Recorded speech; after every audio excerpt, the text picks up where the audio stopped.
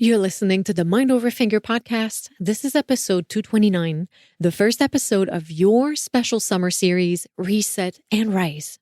Today, we're kicking things off with joy.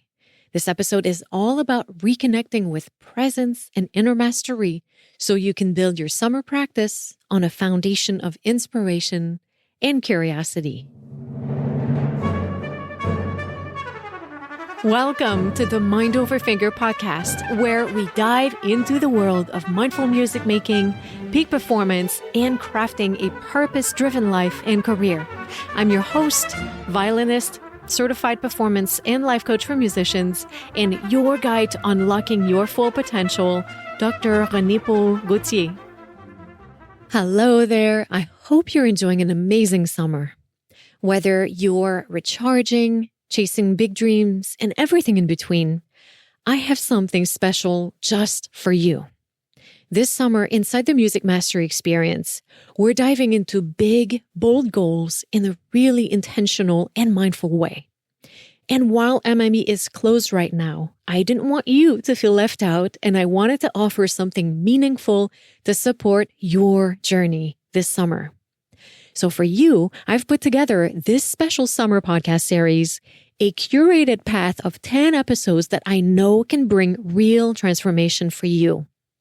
They're listener favorites, and they're topics and themes I keep coming back to in my work with clients again and again. I've organized them for you to follow a clear arc, a journey you can walk through step by step. So here's your Reset and Rise Summer Transformation Series.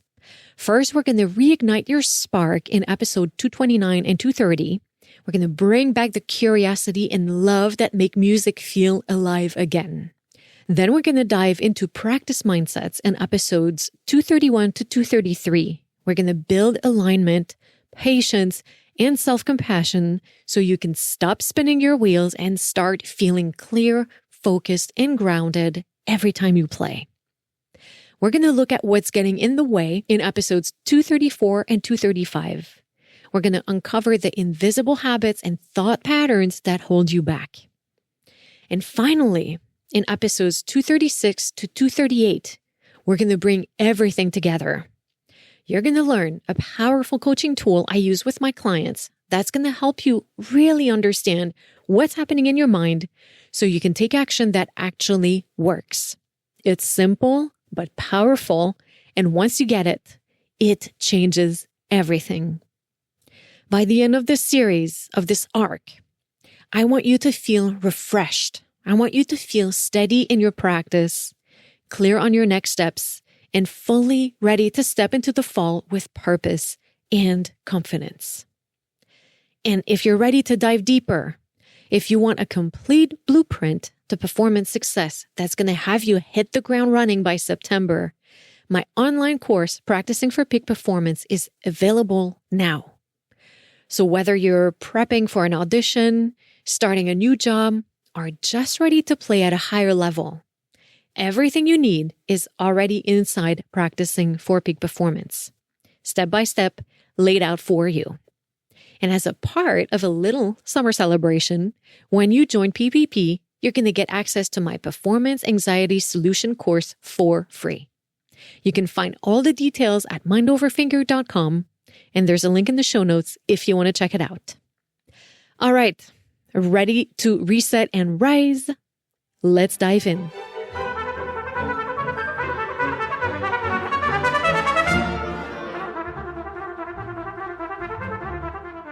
I wanted to share with you something that really helped me reconnect with my love of playing and brought so much mindfulness in my practice. So I wanted to share with you the Joyful Practice Challenge, which is a challenge that I came up with within the very first few days of the sheltering in place, and something that really helped me set the tone for my mindset throughout this crisis. The goal of the challenge was to focus back on what's at the core of music making that we so often forget, right? The fact that we love it. And with everything canceled, what is left but the music itself and why we love it and what it brings to us? And the truth is, when we really make joy a part of our practice, When we make an effort to figure out ways to stay engaged, that's when we truly are interested, and that's when progress happens. So focusing on joy in practice can actually be a really powerful tool in becoming more efficient. So for 12 days, I posted prompts in the tribe, my Facebook group, and we committed to spending 10 minutes focusing on my suggestions or on anything else that made practicing fun, enjoyable, or meaningful. It was a lot of fun, and it was so incredible to read everyone's amazing findings and realizations, and it was hugely inspiring for me. So you can sit back and relax, listen to those prompts, and keep them in mind as you practice in the next few days. Commit to spend 10 minutes of your practice focusing on one of the prompts, or as I said above, on anything that makes it fun, enjoyable, and or meaningful to you. I think the prompts are a great place to start, but don't feel in any way limited by them. They're merely suggestions. The important thing is for you to explore what brings joy and meaning in your practice. I strongly recommend that you write down some notes every day and keep track of your experience, the questions that come up, and your findings. And of course, please share your experience with me and keep me posted. I'm Mind Over Finger on Instagram, so share those posts and tag me. I would love to share this journey with you. Now that we're all set, here we go. So day 1, we're easing into joy. Pick up your instrument and play anything you want. Some long tones, an etude, a piece you like, an exercise you're curious about, or maybe you feel like improvising. Anything goes. Pick something you really want to play, enjoy it, make it feel delicious. And as the 10 minutes comes to a close, start thinking about a specific project you'd like to pick for this challenge. Is there a piece you'd like to learn or a technical skill you'd like to work on? Or you just want to keep this completely open and have a free play every day? Once again, anything goes. Day 2. Day 2 is all about nurturing a childlike curiosity. Usually when you practice, are you scrutinizing everything with a severe ear and a judgmental heart? Is your quest for perfection causing grief and frustration? So the way you approach practicing can really slow down your progress. Let's try a different approach. Nurture a childlike curiosity in your practice today. For 10 minutes, experience playing with complete open-mindedness. No judgment, only curiosity, exploration, and objective observations. Ask yourself, what am I curious about today? What do I want to play? How do I feel right now? What does it sound like? Am I noticing anything new in the score? What would happen if I tried it like this instead? Ask yourself those questions and notice your thoughts. What other questions popped in your mind? What did you notice? How did it feel to approach things this way? How did it affect your playing? Day 3 is all about breathful practice. Before we even begin to practice, our heads are often so full of thoughts, goals, expectations, concerns, and anxiety. The best mood and mindset regulator is actually the easiest thing for us to do, breathing. So try this today. Begin your practice session by closing your eyes and taking several deep breaths, or by doing a breath exercise of your choice. Play something slowly for 5 minutes and bring extreme awareness to what is happening to your breath. Don't try to control your breathing. Simply notice how you're breathing. What do you notice? How does it feel? What happens to your playing when you focus on your breathing? What happens to your body? Then on day 4, pick one teeny tiny thing. Today, you bring your focus to one teeny tiny thing you'd like to improve and you explore it. So pick a really small element in something you're playing, transition between 2 notes, an articulation, one shift, a bow change, the shape of one note. Explore what is happening gently and with patience. Ask questions and consider solutions using positive language. Don't try to fix it. Just explore different options for fun. And notice what happens to the passage when you're simply exploring without judgment and with pure childlike curiosity. Then on day 5, try a body scan. Today, before you launch into serious practicing, use your 10 minutes of joyful practice to do a body scan. So pick an exercise or a piece that you enjoy and can play rather mindlessly, maybe some long tones or slow scales or a piece you know really well by memory, or you can also improvise. And as you play, bring your awareness to your breath, not controlling it, just noticing it. Then move this awareness slowly through all the different parts of your body and notice what happens. Notice where the tension is. Pay attention to your feelings as well. So maybe bringing your attention to one specific area will awaken a feeling, either good or bad. What do you feel? Why do you think you're getting this specific feeling sensation associated to this body part? You can also try that exercise throughout your practice whenever you feel tension or frustration rising, or when you're working on a particularly difficult passage and feel stuck. Try playing the passage while focusing on your breath and moving the awareness slowly throughout the body and observe what happens. For day 6, we explore the power of the gaze. In general, our focus is heavily influenced by what we look at. And those of you who practice yoga will know how drishti, or the gaze, is a big element in improving concentration, bringing precision to the movements, and in directing the energy. So we're going to have some fun with it. In your joyful practice segment today, play letting your eyes go anywhere they want. Notice where they go, notice what you see, and if it influences what you're playing. Then bring your gaze to specific areas of your body. Use a mirror if necessary, and notice what happens. For example, what happens if you look intently at your left index finger? What are you thinking? How do you feel? Do you notice an effect on your playing? Then play a short passage with your gaze fixed to the ceiling. What do you notice? Then try playing with your eyes closed. What do you experience? There are many other things you can try. For example, what happens if you play a passage and look intently and with hyper-focus at the music, as if you're trying to imprint it forever in your mind? If you play the same passage again with your eyes closed, can you see the music? Keep experimenting and trying new things and have some fun with it. On day 7, ask how creative can you get? Do you get stuck in the rut whenever you work on a hard passage? And always resorting to the same way of working on the same stuff? So today, I challenge you to come up with at least 5 new fun ways to work on a passage. Pick a passage that presents a challenge at the moment. Think of at least 5 ways to work on it that are completely different than what you've done for this type of difficulty in the past. Get really creative.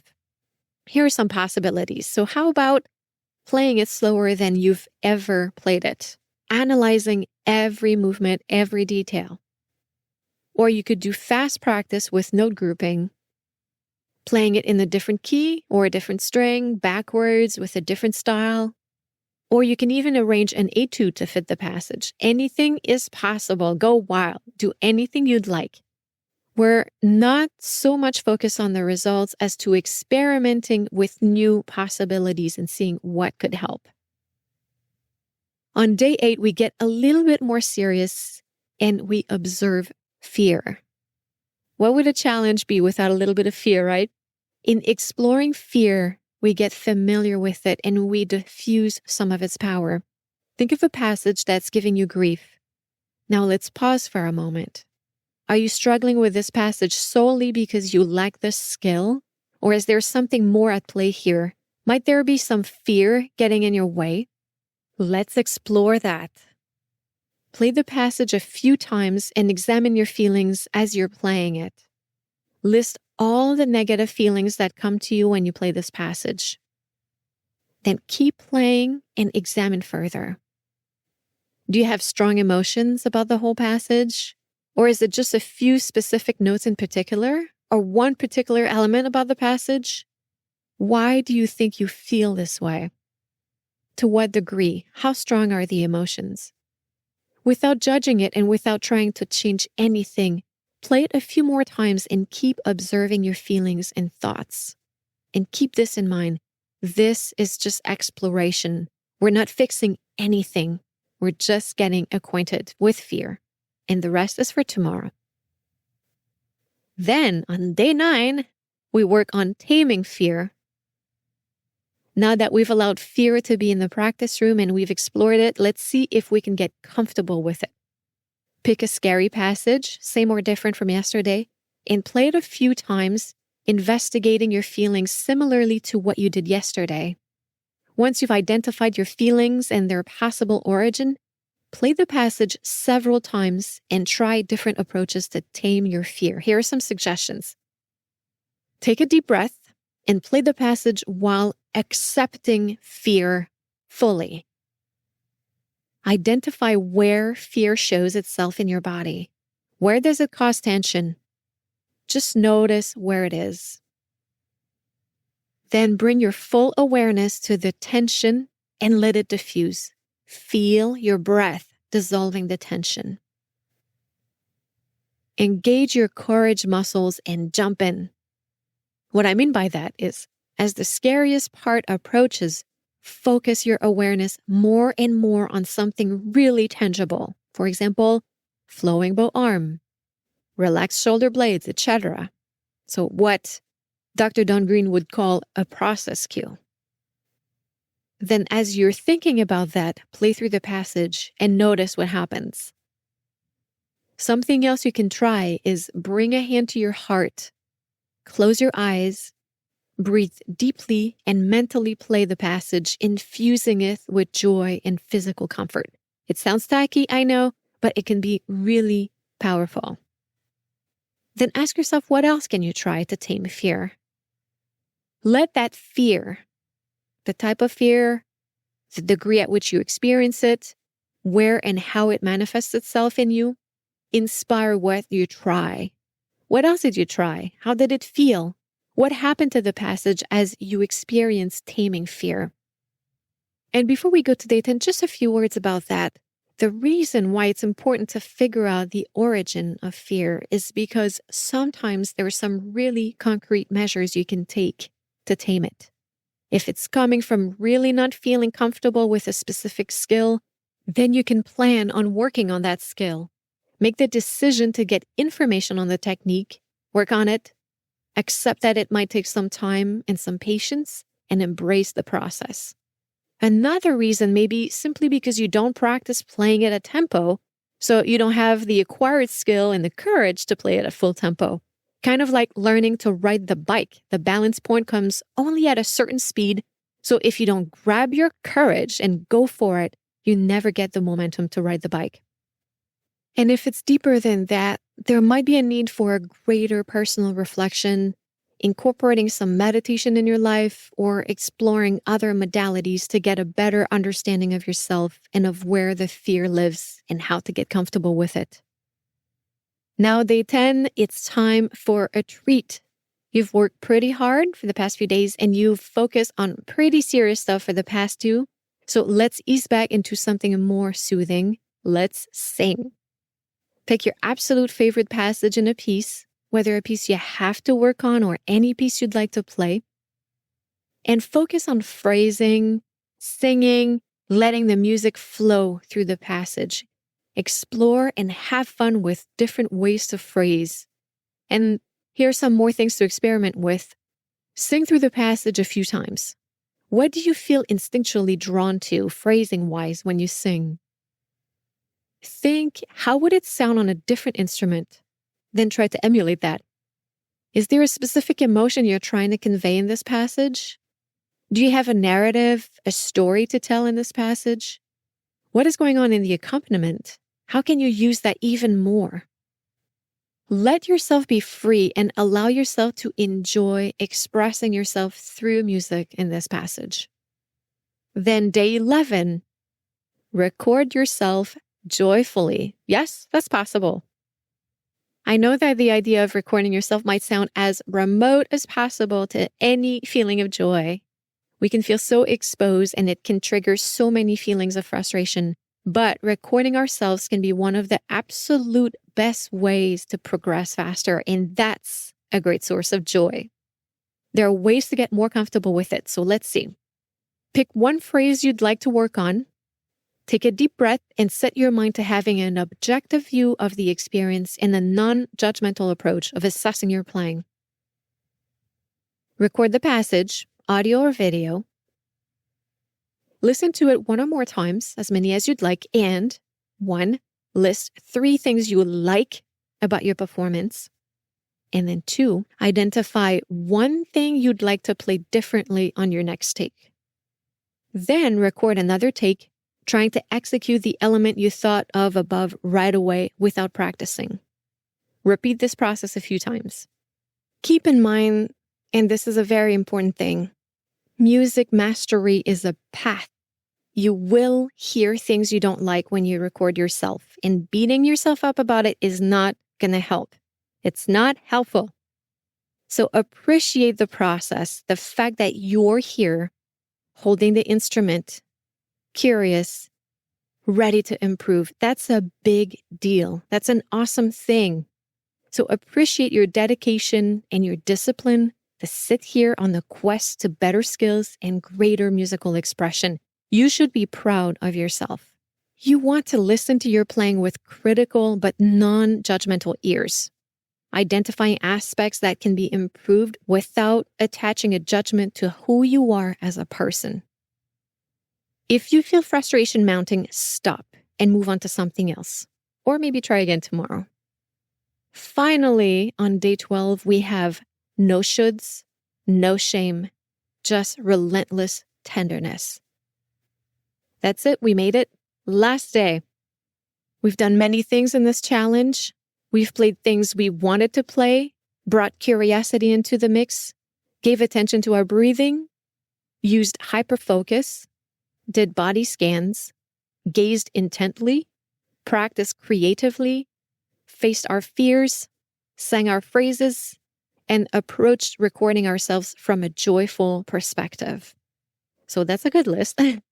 So today, go back to where you started and just play with no should, no shame, just relentless tenderness. And just be there. Experience it with no expectations and no judgments. Let go. There will be plenty of hours of hard, dedicated work ahead in the days and months to come. So take that 10 minutes and make it deliciously yours. Listen with tenderness. Feel your body with tenderness and reconnect to what it is you enjoy about music making. Let your thoughts and your feelings rise. Let them come and go. And simply notice. Notice how you feel and what's enjoyable right now. And when you're done, see if you can carry that peacefulness in the rest of your practice that day. And remember this, when you let the pressure and the need to and the have to get in the way, you close your mind. I think that if you bring more of this relentless tenderness in your daily practice, I think you'll find that you're much more engaged and interested, and as a result, way more open to problem-solving solutions and much more efficient. So this is it for the Joyful Practice Challenge. As I said earlier, it brought me so much inspiration, hope, and joy, and it was so special to share it with a really awesome community. I hope you try it out, and I'd love to hear back from you. What you did, what you observed, how you felt, what kind of results you got, or any thought that crosses your mind about the experience. So please get in touch with me and share your experience. So that's it for today. Thank you so much for listening. Stay in touch, and à bientôt.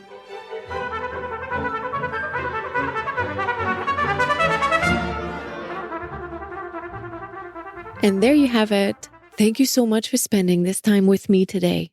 If you enjoyed this episode, I'd love it if you'd share with your friends and colleagues. Take a screenshot, post it on social media, and tag me. I'm Mind Over Finger everywhere. I always love hearing your favorite takeaways.